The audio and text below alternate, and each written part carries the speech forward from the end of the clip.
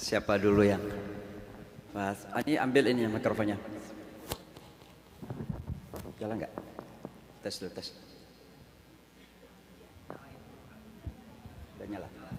Oh ya. Tes, tes. Silakan.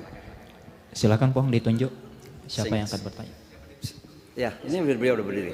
Lalu Pak Iswandi nanti. Lalu saya akan kembali ke Ibu Dua nanti.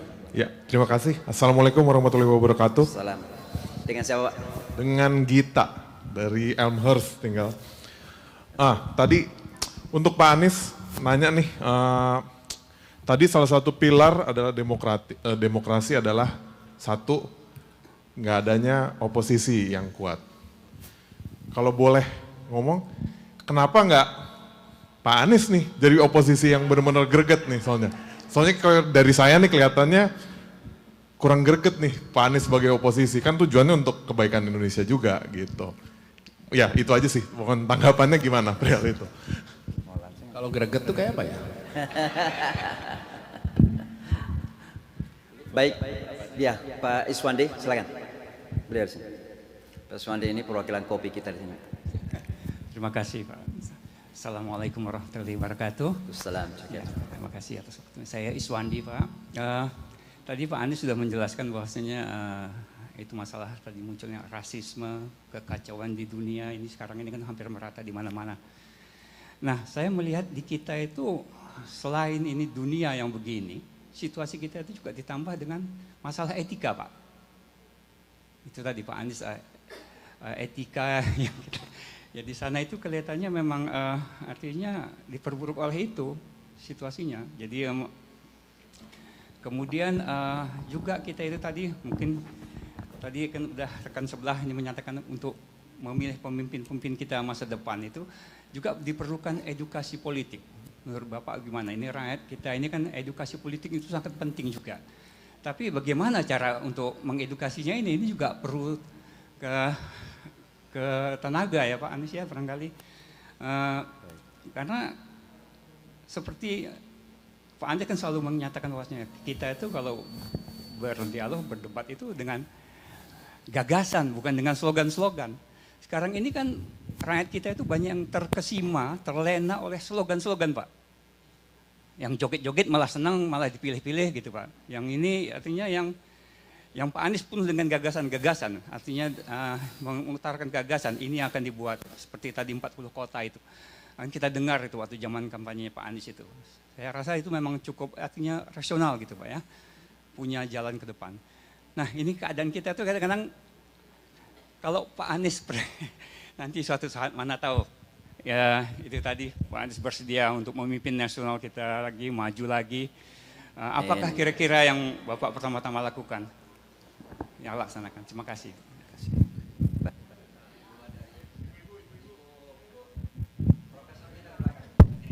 Profesor NYU beliau, dokter.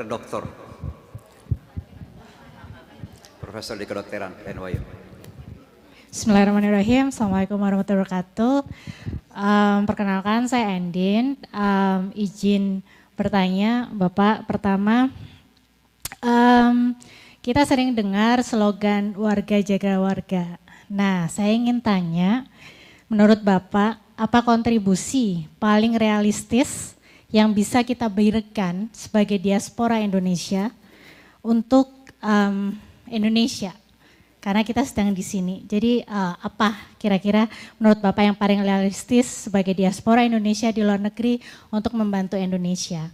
Yang kedua, menurut Bapak, bagaimana Indonesia bisa lebih efektif memanfaatkan diaspora ilmuwan, kemudian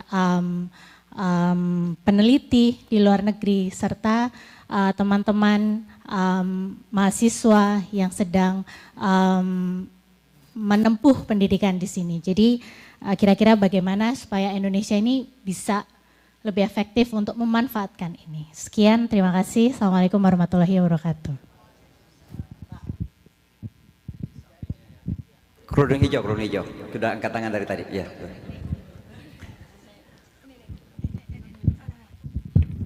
Bismillah, salam Pak Anies, saya Tita.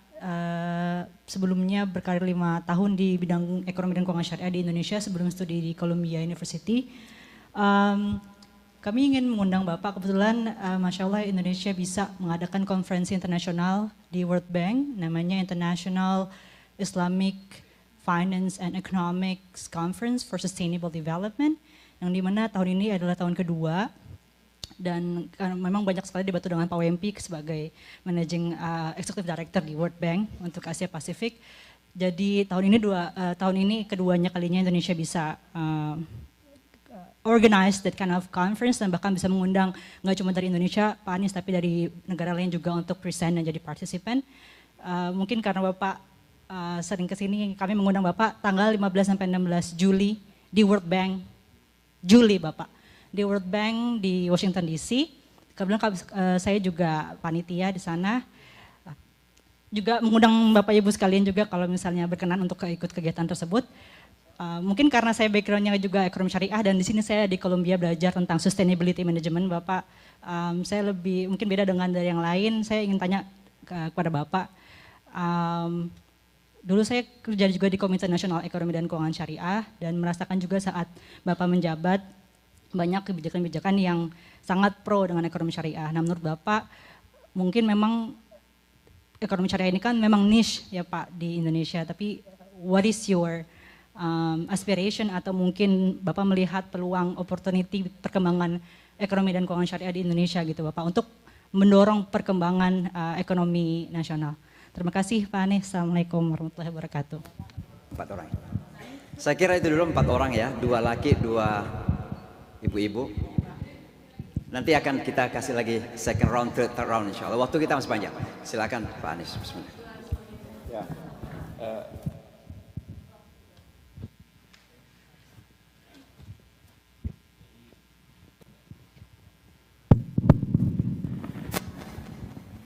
saya mulai dari yang terakhir ya, Tita. Terima kasih undangannya, nanti kami lihat pengaturan waktunya. Tentang ekonomi syariah, keuangan syariah, saya melihatnya ini sebagai sebuah peluang untuk mengundang pelaku-pelaku ekonomi membandingkan pendekatan syariah dengan non syariah yang bisa ditakar dengan baik. Karena itulah kenapa ini menarik. Saya jadi teringat ketika kita membaca proyek-proyek seperti Islamicity Index atau Syariah Compliance Index, di mana negara-negara dibandingkan dengan pendekatan makosid, praktek syariat negaranya. Dan tentu pernah dengar bukan? Ketika dilakukan Islamicity Index itu yang unggul Selandia Baru, kemudian Jepang, Norway, Denmark dan lain-lain. Kenapa? Karena di sana dengan menggunakan pendekatan makosid, disitulah kita menemukan praktek-praktek yang sesuai dengan syariat. Walaupun tidak ketemu muslimnya, tapi ketemu Islamnya. Nah, saya melihat sistem yang ditawarkan dengan keuangan syariat dan juga ekonomi syariah itu kesempatan untuk menawarkan dan orang bisa membandingkan. Nah, prospeknya bukan lagi ideologis tapi kalkulatif. Kalau dipandang adil dan menguntungkan ya diambil. Tapi kalau dipandang tidak adil dan tidak menguntungkan ya ditinggalkan. Nah, menurut saya ini menariknya di situ. Kalau di luar bidang keuangan, mungkin prinsip syariat ini tidak bisa diperbandingkan secara luas. Tapi ketika dibanding di bidang keuangan, enak sekali tuh dicontohkan. Jadi prospek perkembangannya tidak sekedar ditentukan oleh halayak umum dan regulator, tapi ditentukan oleh seberapa menarik tawarannya. Karena di situ bukan sekedar ini memenuhi prinsip syariat dan tidak.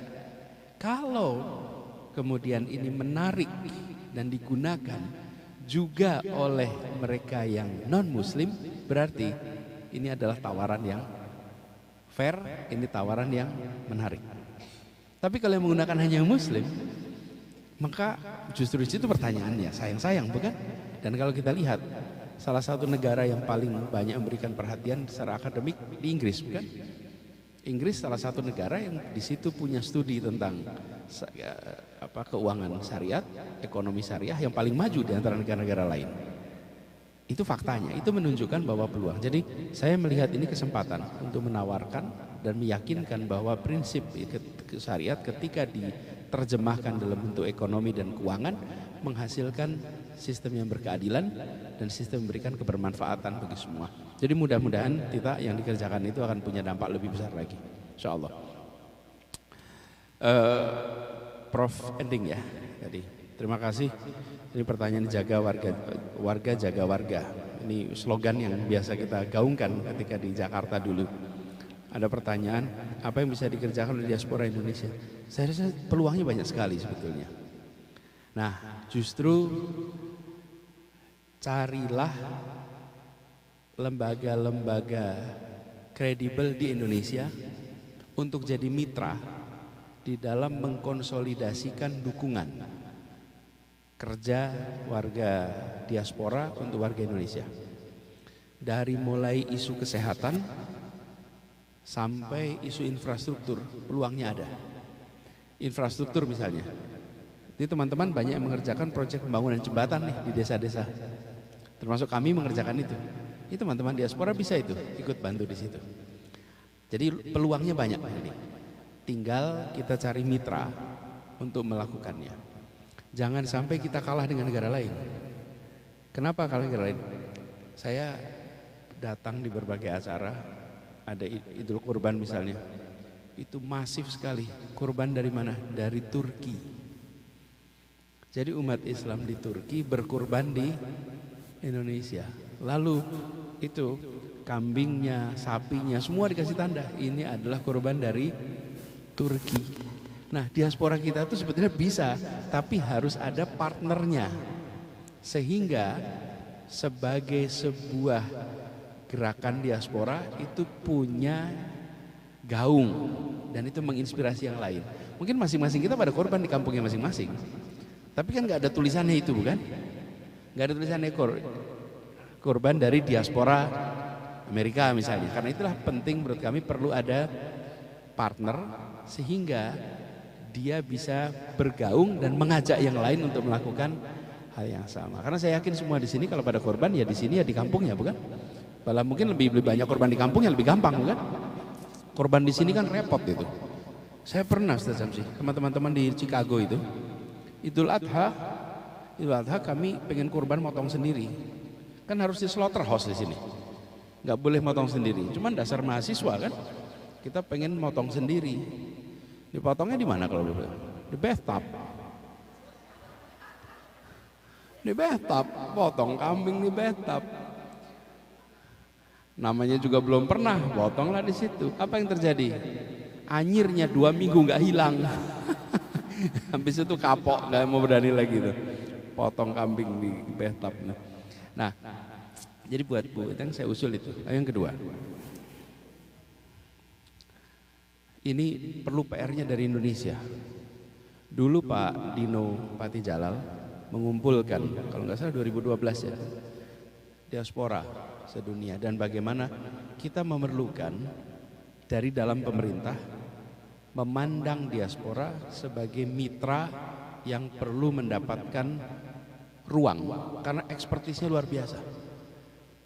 Kalau teman-teman perhatikan di industri-industri strategis dunia banyak sekali orang-orang Indonesia berada di situ. Mereka bisa kasih masukan dalam banyak aspek. Jadi kalau yang ini PR-nya bukan di diaspora, PR-nya di pemerintah kita. Untuk bisa menghargai diaspora harus ada perubahan. Satu, menghargai ilmu pengetahuan. Kalau tidak menghargai ilmu pengetahuan, nggak mungkin minta diaspora untuk kontribusi. Yang kedua, mindsetnya kolaborasi. Kalau mindsetnya bukan kolaborasi, nggak akan muncul itu kemitraan itu. Yang ketiga, pandangan nasionalisme yang maju.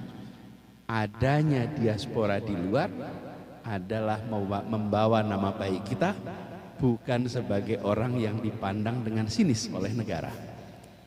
Itu menurut saya persyaratan harus ada. Dari situlah kemudian buat. Kalau perlu, hemat kami, kalau perlu ada semacam task force di mana negara dan diaspora itu bisa tersambungkan. Kalau tidak, semua orang berusaha dengan semua orang, repot. Tapi kalau ada task force dari pemerintah dan dari diaspora itu bisa tersambungkan dengan mudah. Pak Iswandi soal saya rasa edukasi politik sekarang berjalan. Mulai banyak yang mengungkapkan penyesalan.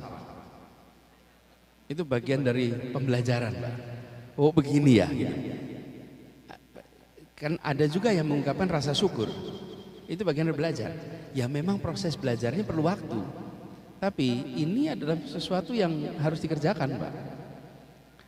Soalnya gini, Ustaz Samsi, saya dapat pertanyaan, Pak Anies menyesal tidak ikut Pilpres? Terus saya tanya, sebentar. Kok tanyanya gitu? Saya mau tanya balik, yang nggak milih, nyesal nggak? Loh, jadi bukan saya menyesal, yang nggak menyesal nggak nih sekarang?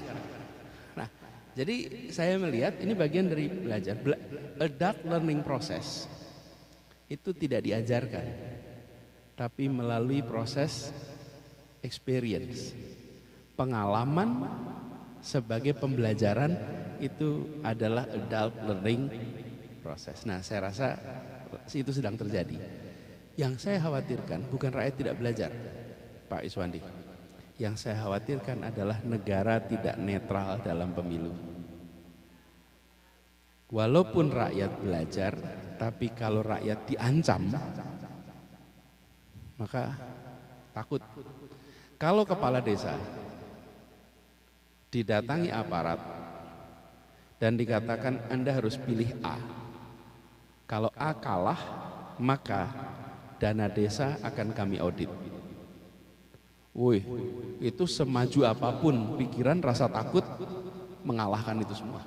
Itu yang nggak boleh ada. Dana desa diaudit saja, ada apa tidak ada pemilu ya diaudit boleh. Nah itu yang saya rasa Pak Iswandi menurut saya lebih berbahaya. Kalau tidak ada itu rasanya kita bisa milih dengan baik. Pak Bung kita, oposisi yang kita butuhkan itu bukan oposisi sekedar suara civil society. Yang dibutuhkan itu adalah, yang disebut oposisi adalah partai politik di dewan yang ikut di dalam proses pengambilan keputusan. Soalnya kalau cuma kritik dari luar, keras itu hanya menghasilkan tepuk tangan dan rasa puas saja bagi yang mendengarkan. Tapi yang dibutuhkan adalah di dalam ruangan ada suara yang berbeda. Itu yang dimaksud. Coba bayangkan kalau di Kongres Amerika tidak ada suara pengimbang, apa yang terjadi? Rubber stamp sudah, semua undang-undang lewat. Nah, di sini juga sedang mengalami masalah itu, bukan? Demokrat di sini kan juga tidak seperti Demokrat dulu, bukan? Nah, jadi Pak Bung kita membutuh yang disebut sebagai oposisi itu bukan civil society-nya, tapi oposisi adalah partai diberi ruang. Kenapa sih? Kebiasaan yang amat buruk. Bila tidak berada dalam pemerintahan, partai diisolasi. Bahkan aparat partainya dapat kredit pun nggak bisa. Mau ambil kredit bank, personal pun belum tentu bisa. Perjalanan mereka ke luar negeri, ketika datang belum tentu mereka akan ditemui dan dihargai oleh perwakilan kita di luar. Karena oposisi, partai oposisi, ini cerita dari mereka-mereka yang pernah mengalami oposisi. Nah ini yang harus diubah. Kalau tidak salah Pak Prabowo juga pernah bilang di luar pemerintahan susah dapat kredit, bukan? Kan beliau sendiri menceritakan. Itu kenapa? Karena mentalitas kita. Ini harus diubah.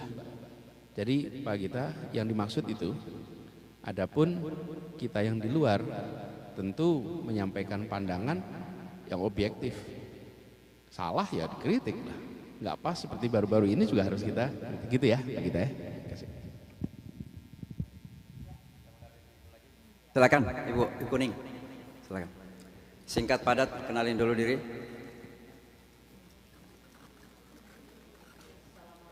Warahmatullahi wabarakatuh. Salam. Nama saya Rinjani. Saya walaupun sudah tua, saya terpaksa harus belajar ke Amerika Mas Anies karena sesuatu hal. Tapi yang jelas sebagai pendukung setia Mas Anies saya tidak menyesal. Karena saya percaya bahwa sejarah akan memanggil kita. Sejarah akan memanggil kita, Allah Akbar. Kita tahu Mas Anies bahwa program-program yang kita buat waktu di Indonesia, waktu Mas Anies jadi gubernur, saya adalah mungkin kaki small dari Mas Anies untuk kerja-kerja sosial di mana setiap aktivis ataupun wartawan yang meninggal atau yang sakit, yang nomor satu saya telepon adalah Mas Anies untuk mendapatkan rumah sakit gratis, ambulan gratis, dan penguburan gratis. Dan penguburannya itu tidak cemen-cemen, orang bilang tidak abal-abal, tapi di lingkungannya makamnya Bung Hatta dan lain-lain. Terus yang kedua, Mas Anies tadi berbicara tentang indeks capacity building orang, bahwa kita masih punya PR di mana Papua, Mas Anies. 2015 saya terakhir di Papua untuk mengajar 3 bulan di sana, bahwa indeks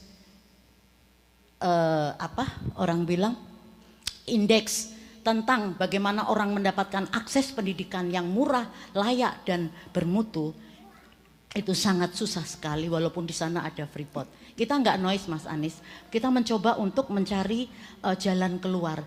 Istilahnya mengatakan bahwa sedikit apapun kita akan berusaha untuk perbaikan bangsa dan negara kita, terutama untuk capacity building atau upgrade knowledge orang bilang. Terus yang kedua adalah Mas Anies, kita tahu bahwa mana loyang dalam perjuangan, mana loyang, mana perak, itu akan terlihat. Alhamdulillah Mas Anies, saya tidak menyesal walaupun saya harus sementara ini mengungsi di Amerika sampai 2029. So, tetap Mas Anies saya dukung dan insya Allah saya loyal. Karena bagaimanapun juga tanpa loyal is nothing. Dan kita tahu bahwa Mas Anies 22 dari tim kita yang dulu inti sekarang sedang menikmati kue pembangunan. Tapi enggak apa-apa. Kodar saya mungkin, tapi alhamdulillah walaupun saya hanya sebagai parlemen jalanan, yang penting saya punya dignity di mana yang benar saya katakan benar. Baik. Sekali lagi kita yakin Mas Anies, sejarah akan memanggil kita. Assalamualaikum warahmatullahi wabarakatuh. Assalamualaikum di belakang dulu mahasiswa yang kacamata di kepala. Ya itu, silakan. Nah. Kenalan diri ya.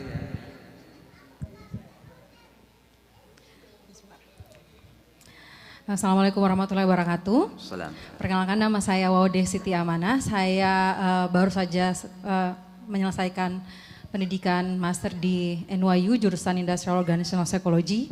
Kebetulan saat ini saya menjabat sebagai Presiden Permias New York City yang sebulan lagi akan diganti. Mudah-mudahan presiden selanjutnya jauh lebih amanah dari saya. Amin. Saya sebenarnya saya mau share sedikit latar belakang saya. Pendidikan saya itu adalah sebenarnya guru, namun saya sadar dan itu beberapa teman saya juga sama-sama kami sadar bahwa itu adalah itu adalah wilayah yang kami sulit untuk berkembang khususnya di Indonesia. Makanya saya sendiri beralih karir menjadi HR selama 7 tahun Indonesia di dunia pertambangan. Jadi saya seorang HR di Sulawesi Tenggara di dunia pertambangan selama 7 tahun sebelum akhirnya memutuskan untuk melanjutkan pendidikan di bidang yang sesuai dengan latar belakang pekerjaan saya tersebut, Industrial Organizational Psychology. Nah, saya sebenarnya mau share sedikit masalah. Tahun lalu saya pulang summer di pulau saya datang dari pulau kecil di Sulawesi Tenggara namanya Pulau Muna. Kemudian saya merantau di kota yang lebih besar 12 tahun yang lalu. Kemudian saya pulang summer, saya diundang oleh salah satu teman saya yang mengabdi di salah satu wilayah terpencil di pulau saya. Jadi pulau saya sudah pulau kecil tapi ada lagi wilayah sudut yang terpencil di areanya itu. Saya diundang oleh teman saya untuk datang sekedar berinteraksi dengan teman-teman anak sekolah di sekolah yang saya kunjungi waktu saya kelas 2 SMA. Namun kenyataannya ketika saya pergi ternyata tidak ada yang berubah di area situ terkecuali sudah ada jaringan internet. Di luar daripada itu angka pendidikan, akses informasi yang paling penting, sumber informasi yang paling tinggi hanya TikTok dan televisi.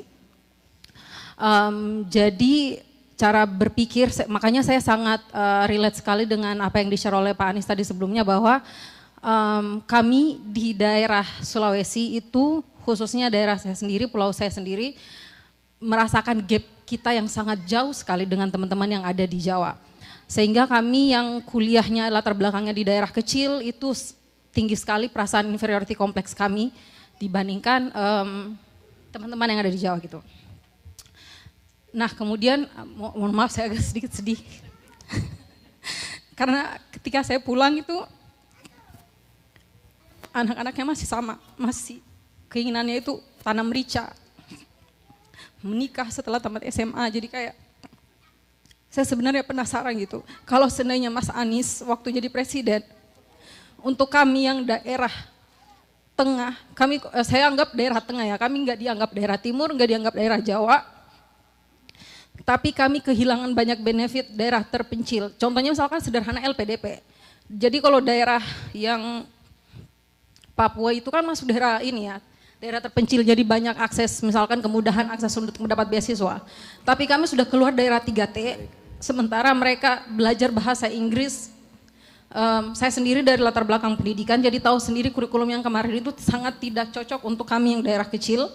Jadi kami itu akses belajar bahasa Inggris sangat sulit. Kalau kamu tidak punya motivasi yang jauh lebih tinggi, yang sangat tinggi, punya mimpi yang sangat besar, itu sangat sulit akses bahkan untuk belajar bahasa Inggris. Jadi sangat sulit dapat alumni LPDP bahkan dari daerah saya, karena kami bukan daerah 3T, jadi kami tidak dapat kemudahan untuk nilai TOEFL yang lebih rendah daripada daerah-daerah yang di Papua gitu. Jadi saya penasaran sebenarnya untuk daerah kami yang kayak abu-abu gitu, kami di tengah, kami tidak mohon maaf tidak terpencil daerah di Papua, tapi kami sebenarnya aksesnya juga buruk. Oke. Sebenarnya apa rencananya kalau seandainya Pak Anies itu untuk daerah kami itu seperti apa gitu? Terima kasih. Senasib kita sama-sama dari Sulawesi. Sudah 2 dari Ibu, ya 2 dari laki, banyak sekali baik. Silakan depannya ya. Silakan. Selamat malam Pak Anies, perkenalkan nama saya Tarik dari sekitar. Pertanyaan saya simpel sebenarnya, tapi terkait dengan kepemimpinan Pak. Saya ingin tahu bagaimana Bapak memilih circle dalam bekerja. Kemudian pertanyaan berikutnya adalah bagaimana Bapak mengambil keputusan penting. Karena seringkali yang kami lihat, keputusan penting yang diambil pejabat-pejabat kita selalu mengatasnamakan tradisi, di mana kalau boleh mengutip Numan Alikan, tradisi itu adalah berhala yang tidak terlihat. Terima kasih Pak. Ya, silakan. Assalamualaikum warahmatullahi wabarakatuh. Terima kasih atas kesempatannya. Nama saya Raymond. Saya bekerja sekarang di perbankan di New York. Sudah 3 tahun di sini. Sebelumnya 26 tahun saya di Jepang, di Tokyo dan Kyoto. Pertanyaan saya begini Pak. Tadi saya mendengar pertanyaan dari Pak Iswandi mengenai pendidikan. Bahwa juga bilang mengenai bahwa daerah di luar Jawa tertinggal 10 tahun dalam pengembangan manusianya. Tapi kalau melihat, karena saya berasal dari daerah di mana Bapak menang provinsinya, pemilihan umum kemarin, Bapak tahu bahwa itu daerah termasuk terpencil kalau menurut saya sekarang kan. Tapi secara politik kita lebih dewasa. Dan menurut saya, secara sistem ketika Bapak menjadi pemimpin, apakah Bapak berani mengubah cara pemilihan pemimpin? Karena menurut saya pemilihan secara langsung yang terjadi sekarang, terlalu banyak uang terbuang. Pemimpin yang terpilih itu adalah mayoritas, 1 orang 1 suara. Yang terpilih adalah belum tentu minoritas seperti tadi adik kita yang bilang tadi kan. Karena misalnya orang Sumatera atau akan sulit dapat suara. Kita melihat misalnya Bapak Habibie yang berhasil menurunkan rupiah dari 18.000 ke 7.000. Tapi kalau pemilihan secara langsung, saya tidak yakin orang-orang sekaliber Bapak Habibie bisa menjadi pemimpin kita. Menurut saya ada sesuatu yang salah dalam cara pemilihan pemimpin kita, 1 orang 1 suara. Bahkan Socrates pun seorang filosofer mengatakan bahwa demokrasi secara langsung itu mungkin tidak cocok karena orang yang memilih itu tidak benar-benar berpikir untuk kepentingannya. Seorang dokter yang mengatakan obat pahit dibandingkan dengan orang penjual permen yang menjual gula-gula dan mengatakan kamu bisa makan gula seenak kamu. Yang terpilih adalah penjual permen. Itu menurut Socrates, menurut saya. Dan itu yang terjadi di Indonesia sekarang. orang mayoritas populer, artis yang belum tentu kompeten akan menjadi perwakilan rakyat. Bagaimana kita berusaha untuk merubah itu? Terima kasih. Baik. Satu lagi dulu, siapa lagi? Ya, silakan di belakang.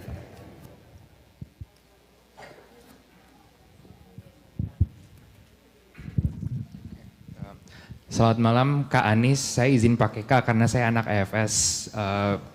Sekarang sedang S2 di Columbia University, jurusannya International and Comparative Education. International and Comparative Education. Nah, nama saya Farhan, pertanyaan saya adalah, kami dari Teachers College ini kebanyakan praktisi pendidikan. Ada yang guru, ada yang mengamati kebijakan pendidikan dan lain-lainnya. Dan rasanya saya sama teman-teman belakangan ini rasanya sangat pesimis dengan pendidikan di Indonesia karena beda pejabat, beda kebijakan. Tiap 5 tahun sekali kurikulum diganti dan banyak yang korbannya itu adalah siswa-siswi. Dan sempat berbicara waktu itu saya sempat ada konferensi dan bertemu sama praktisi pendidikan yang di Kemendikbud dan mereka bilangnya ini kurikulum masih diuji coba. Ini kurikulum memang itu butuh waktu, tapi sudah banyak korban siswa-siswi, guru, orang tua juga jadi korban gitu. Nah, mungkin pertanyaan saya Pak Anies gimana, Kak Anies tadi gimana caranya biar tetap optimis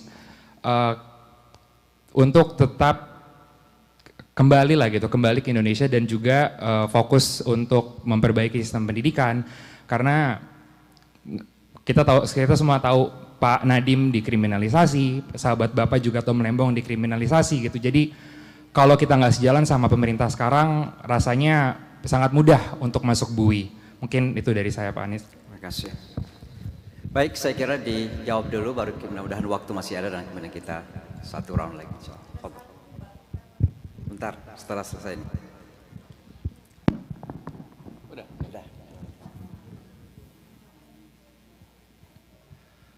Ini salah satu pertanyaan yang paling sering muncul ini Kak Farhan. Bagaimana kita bisa tetap optimis dengan Indonesia?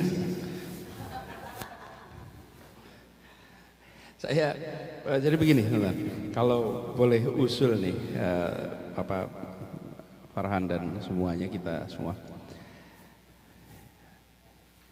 jangan mengubah fakta, tapi boleh berbeda perspektif. Nih, air di botol ini misalnya 50%, itu fakta.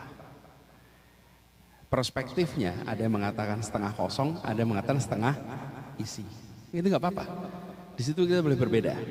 Tapi faktanya jangan diubah. Hari ini yang kita merasa terganggu dengan Indonesia itu adalah faktanya itu tidak diungkapkan dengan baik. Tidak diterima kenyataannya. Menurut saya hari ini memang kita sedang kondisi ekonomi kita buruk. Kemudian penegakan hukum kita buruk. Ini kan fakta semua. Ya. Perspektifnya, teman-teman, kita boleh kasih perspektif yang positif bahwa coba kita lihat ada yang berasal dari Bogor di sini. Ada Bogor. Karinjani Bogor ya? Oh Bogor.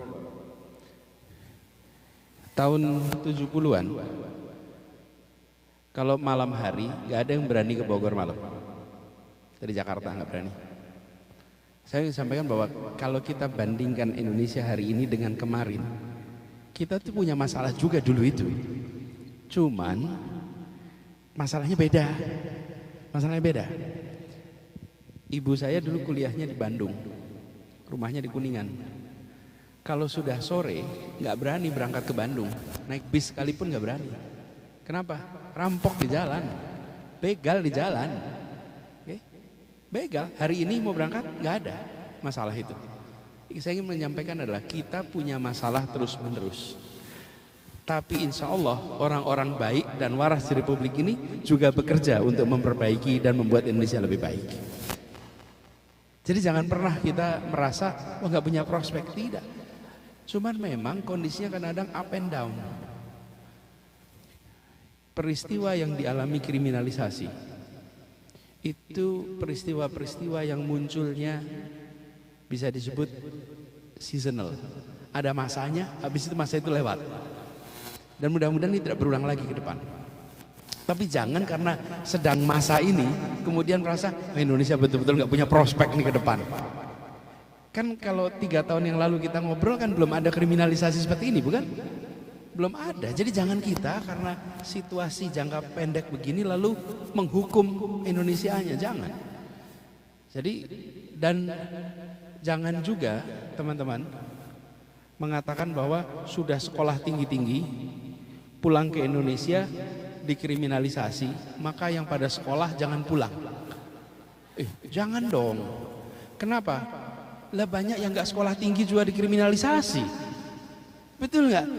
Lah memang cuman orang yang sekolah tinggi aja yang dikriminalisasi? Enggak. Cuman narasinya itu jangan seperti seakan-akan hanya yang sekolah tinggi yang dikriminalisasi. Itu kalau Bapak Ibu perhatikan di daerah banyak orang-orang mengalami kriminalisasi, sayang mereka tidak tenar sehingga tidak muncul ke media internasional. Mereka itu sama-sama butuhkan. Saya datang ke beberapa tempat, mengunjungi di LP, mengunjungi mereka-mereka yang ditahan itu. Mereka itu bilang, Mas, saya ini nggak terkenal, jadi nggak ada yang peduli pada apa yang kami alami. Lain sama Tom, karena pada waktu itu masih arahnya Tom. Nah maksud saya, ini PR yang tadi saya katakan. Dalam jangka menengah membereskan apa soal law and order, betul nggak tadi? Jangka paling pendek namanya transparansi. Ini harus kita bereskan. Tapi saya cukup yakin bahwa banyak kekuatan positif. Tapi tentu bekerjanya step by step. Kalau soal ini, hukum, ketertiban, transparansi tidak bisa dimulai dari tengah, harus mulai dari puncak. Tidak bisa, tidak bisa begitu.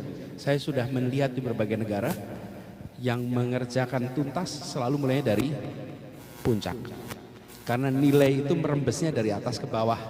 Nilai itu tidak bisa dari bawah ke atas. Kemudian Kak Rinjani ini terima kasih Ustadz Hamzib. Terima kasih Rinjani ketika di Jakarta itu saya yang berterima kasih. Kenapa? Seringkali kalau kita berada di dalam pemegang kewenangan itu tidak bisa mendapatkan kabar cepat atas peristiwa-peristiwa. Beliau itu nggak sungkan untuk bilang, Mas Anies ada peristiwa ini, ada peristiwa ini, peristiwa ini. Karena banyak sekali peristiwa terjadi di kota kita. Dan beliau memilih menyuarakan.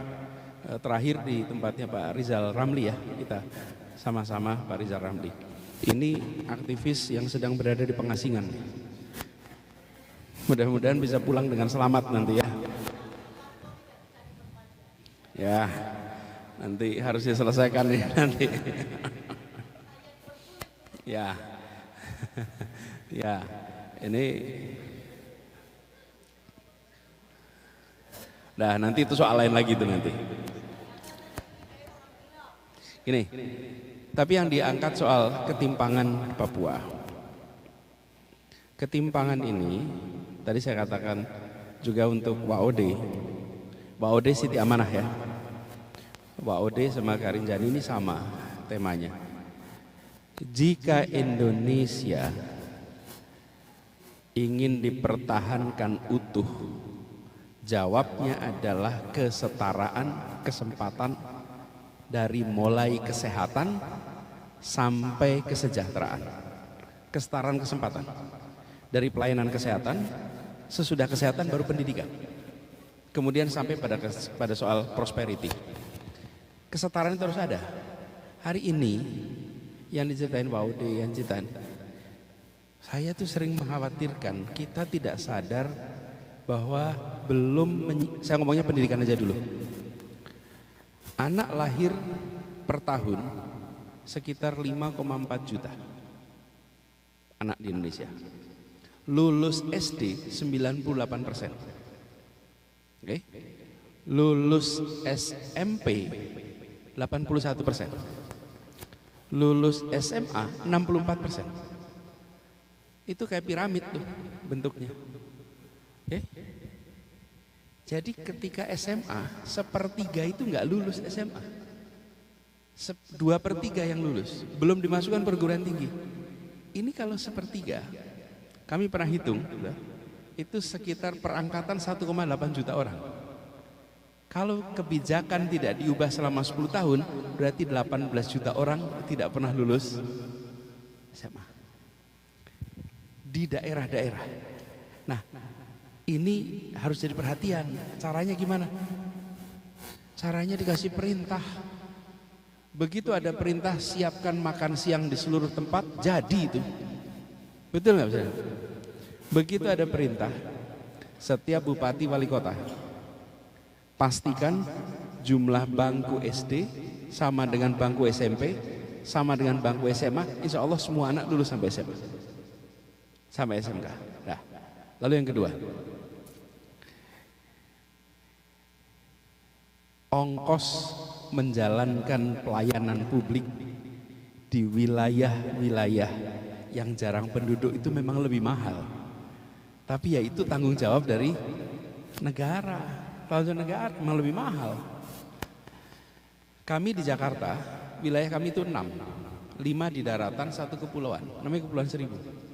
Kepulauan Seribu itu baru di era 2017 sampai 2022, warga itu memiliki kartu transportasi yang harganya sama dengan di daratan. Jadi kalau dia naik kapal, harganya sama seperti dia naik kendaraan umum di Jakarta. Yang nanggung siapa? Ya negara.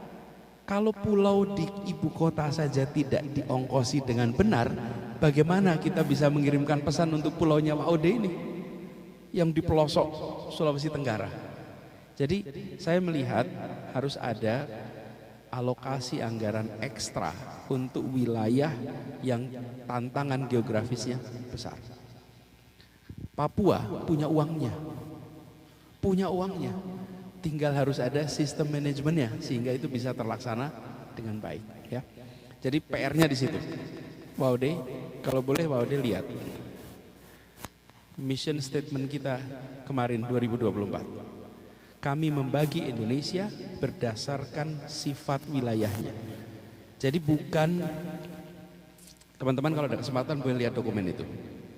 Perencanaan untuk Indonesia itu dibuat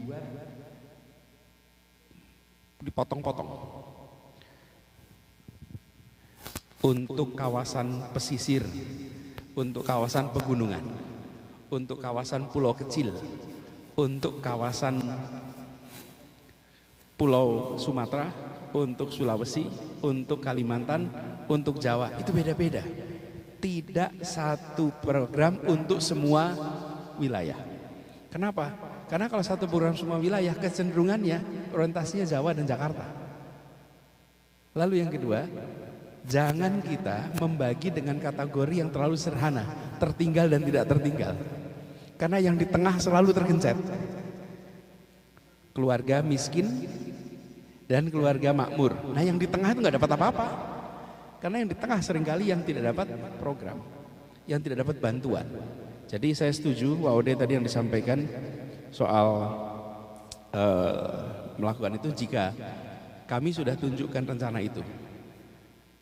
Tapi itu belum, hasil pemilunya kan belum tuh.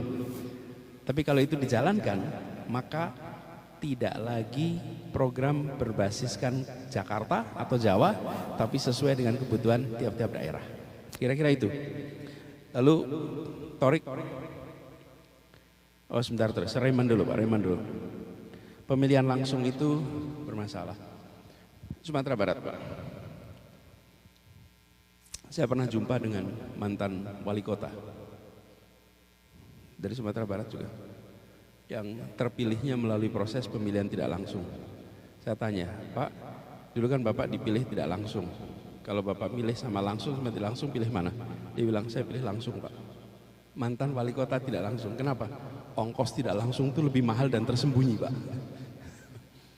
Ongkosnya tersembunyi dan mahal. Kalau yang langsung, kata dia, saya malah bisa lihat. Kalau yang ini tersembunyi dan mahal. Lalu apa solusinya? Sebenarnya langsung dan tidak langsung masing-masing punya plus dan minus. Kalau menurut saya solusinya adalah nominasi harus meritokrasi, sesudah itu maka populer.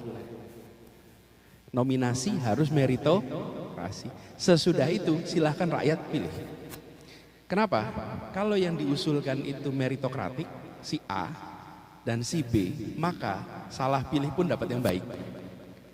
Nah, problem kita adalah proses nominasinya tidak meritokratik.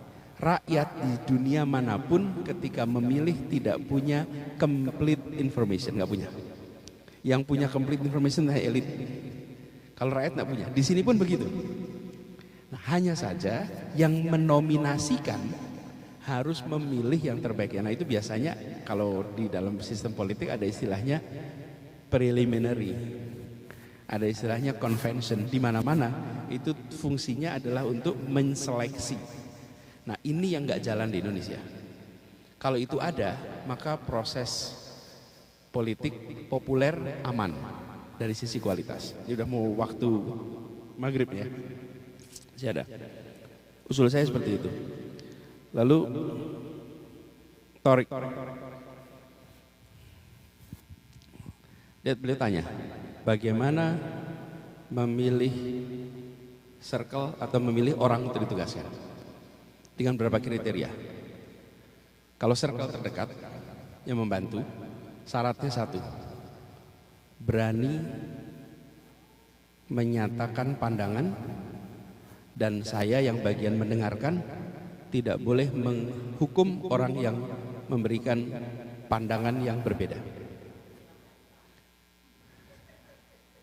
Bahkan gini Tarik, kalau bikin FGD, bikin diskusi, 7 orang, 5 orang pertama pandangannya sama, maka 2 terakhir harus beda. Walaupun setuju dengan pandangan, harus beda, supaya ada perbedaan. Bagaimana milih orang? Menurut saya 4. 1,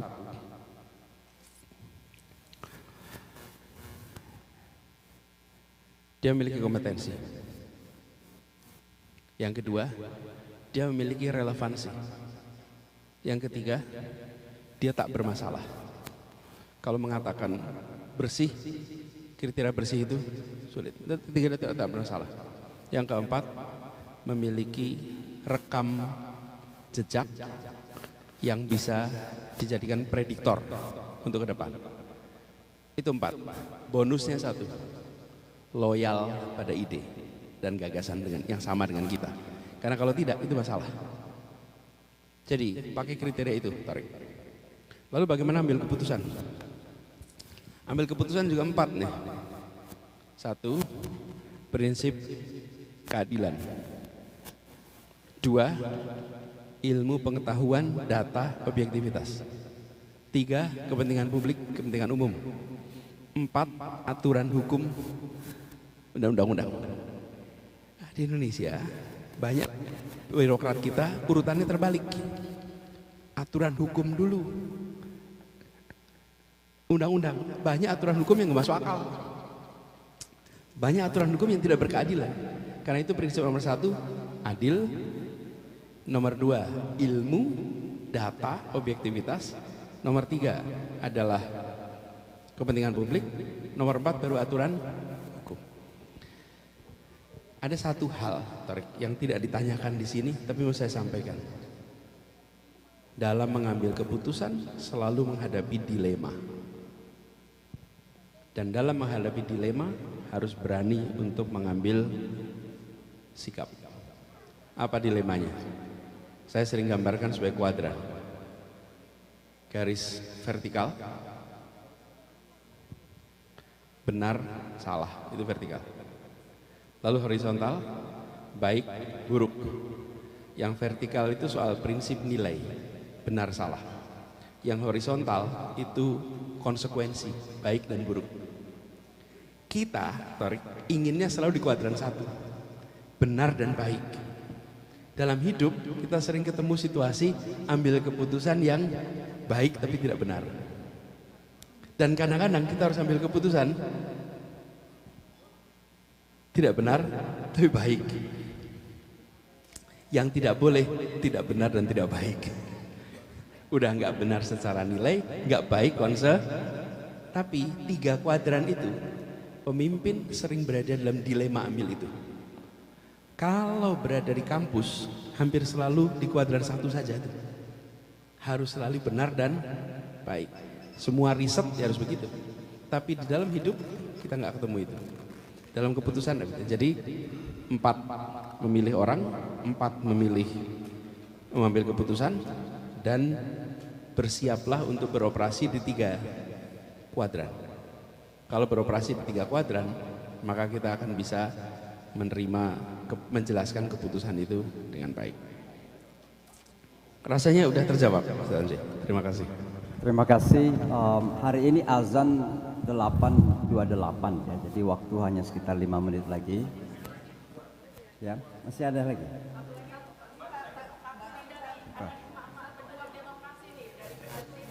Mbak Vita 1. Oke.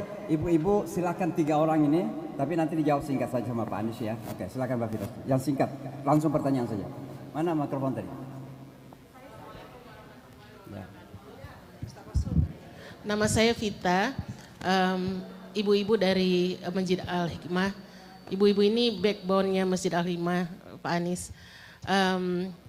Dari tadi semuanya ya, dari para mahasiswa, praktisi ya, ada di sini bagian diaspora yang masih belum terang statusnya. Dan ada peraturan menteri ya, kalau tidak salah Permenkum, bahwa orang yang statusnya ini belum terang, ini tidak boleh memiliki paspor. Ya, dan hanya diberi SPLP. Kalau menurut Pak Anies, bagaimana menurut Pak Anies hal seperti itu gitu? Apakah kalau memang Pak Anies cenderung berada di pihak teman-teman yang belum mempunyai status yang terang ini, apakah itu akan dianulir atau bagaimana gitu? Atau bagaimana? Sebab kalau pulang pun kan kita disuruh pulang, minggir aja sono ke Yaman katanya. Jadi gimana Pak Anies? Baik, sudah. Baik, silakan. Singkat ya, waktu kita. Assalamualaikum warahmatullahi wabarakatuh.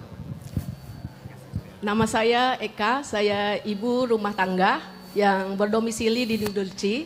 Saya juga termasuk anggota diaspora, warga Indonesia yang kawin dengan warga Amerika tapi tetap masih menjunjung tinggi paspor hijau, insya Allah sampai sekarang yang sudah puluhan tahun ya. Terima kasih atas kesempatannya. Saya di sini sebetulnya juga mewakilin dari ibu-ibu pejuang demokrasi New Jersey dan juga termasuk New York. Jadi kami teringat waktu kampanye kemarin bersama ibu-ibu yang lain, waktu itu kita mendengarkan pidato politik dari Pak Anies yang disampaikan melalui tim sukses Bang Tata dan Kak Da. Itu Masya Allah banget, dan kali ini kita bisa bertatap muka langsung, bertemu dan bertanya gitu. Jadi sebetulnya dari ada Ibu Nopi, dia bertanya di sini, bagaimana cara membangun budaya oposisi yang sehat di Indonesia, di mana kritik tidak dianggap menjatuhkan pemerintah, tetapi justru menjadi bentuk cinta kepada rakyat dan negara.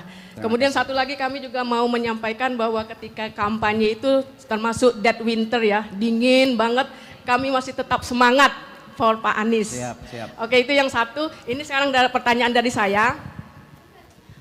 Pertanyaan saya begini, kebanyakan yang diangkat menjadi anggota dewan itulah biasanya orang yang berpendidikan, yang beragama, tokoh sosial, tokoh politik, tapi kenyataannya ketika menjabat itu Indonesia makin terporok, makin merosot.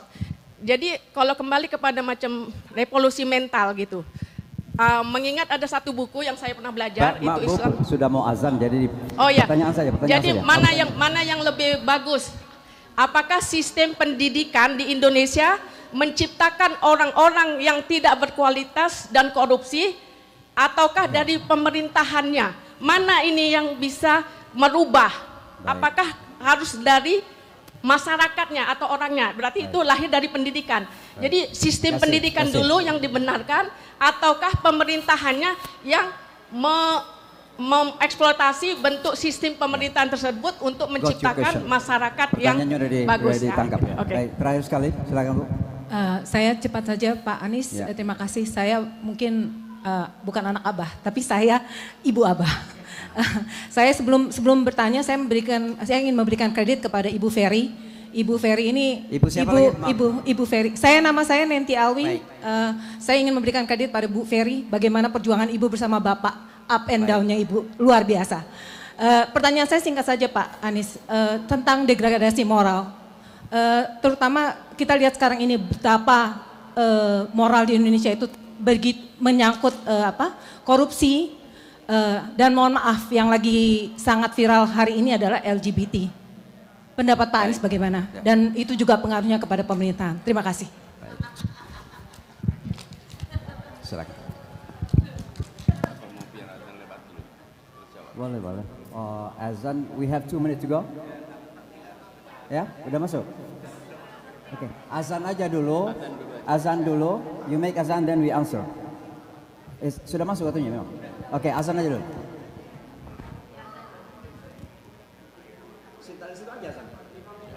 Nanti habis adzan saya jawab ya.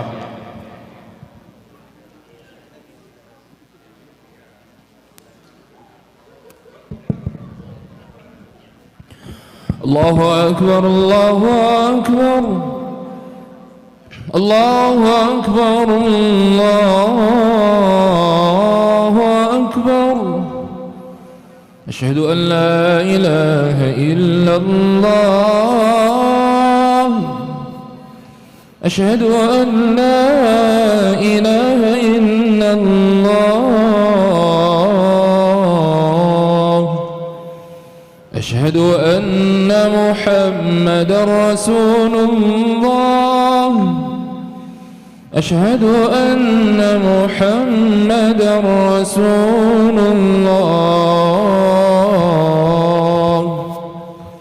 Hayya 'alas salam, hayya 'alas salam,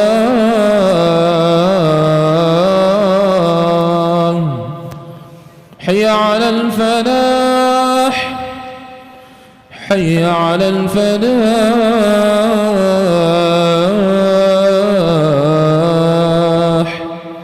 Allahu Akbar, Allahu Akbar. La ilaha illallah.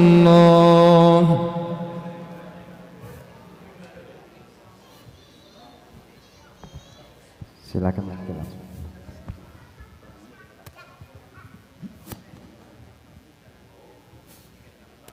Ya.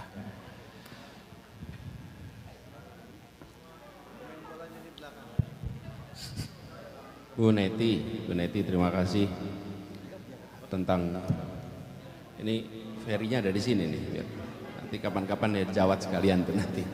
Tapi saya bersyukur sekali bahwa perjalanan perjuangan bersama-sama ini tanpa ada, kalau boleh saya istilahkan bukan support, tapi tentang kebersamaan, nah mungkin kita bisa mengerjakan semua ini. Jadi walaupun seringkali yang terlihat itu bapak, tapi sebenarnya yang paling rumit itu ibu. Memang ini dilemanya juga. Kalau ada anak bermasalah di sekolah, dipanggil sama sekolah, yang berangkat ibunya.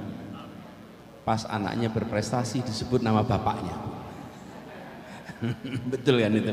Nah ini padahal yang berjuang banyak itu ibu. Nah terima kasih. Lalu yang kedua tentang degradasi moral ini, kepemimpinan di sebuah kota, kepemimpinan di sebuah negara, termasuk kepemimpinan di sebuah desa, jangan pernah dianggap seperti kepemimpinan administrasi. Karena itu tadi saya katakan di awal, memimpin itu dengan nilai.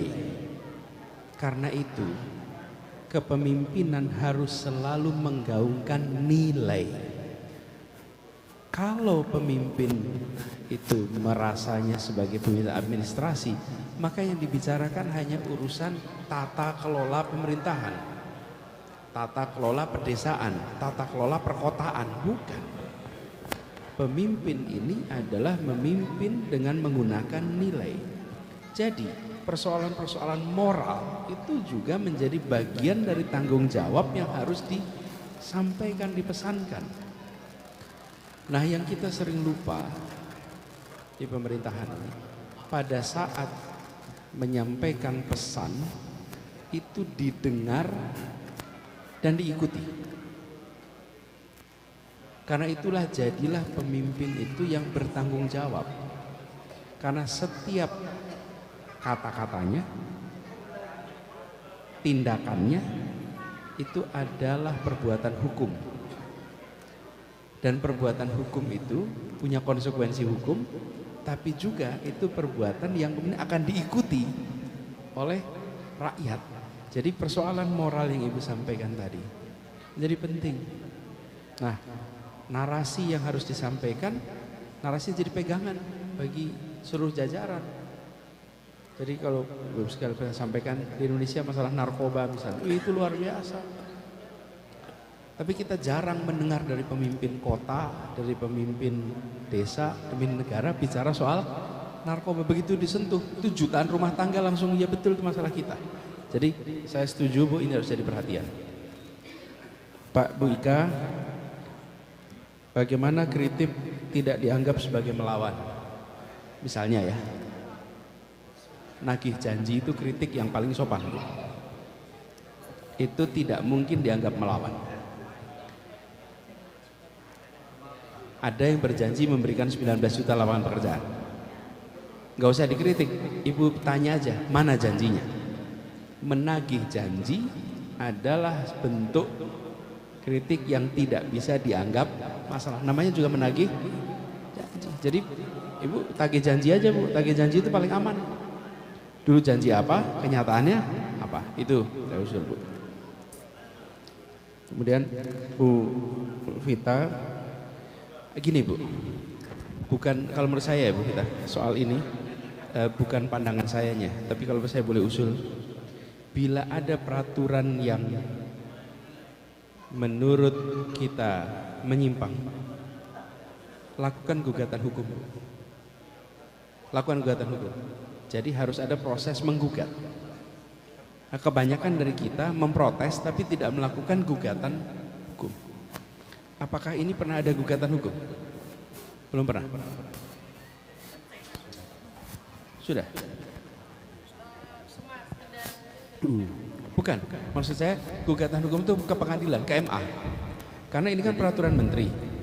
Kalau peraturan menteri itu bisa digugat ke PT UN, bisa digugat ke MA. Uji material. Bisa uji material. Kalau ada itu, maka aturan bisa diubah. Karena ini menurut saya yang perlu kita kerjakan setiap kali ketemu aturan yang kami ketika di pemerintahan sering menerima itu Bu. Gubernur ambil keputusan, lalu digugat, lalu kita bersidang di pengadilan. Nah ini harus dikerjakan. Mungkin Ustaz bisa sampaikan ya. Karena waktu sudah mau iqamah, tapi surat sudah dikirimkan ke Pak Yusril, surat sudah dikirimkan ke Kementerian Lapas dan Imigrasi dan juga Kementerian Hukum.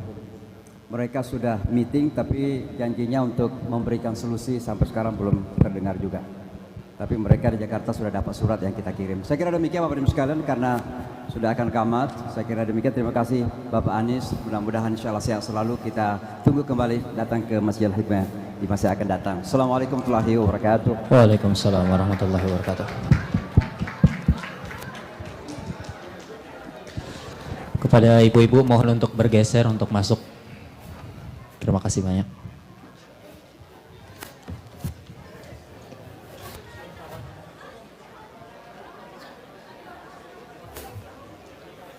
Itu tuh.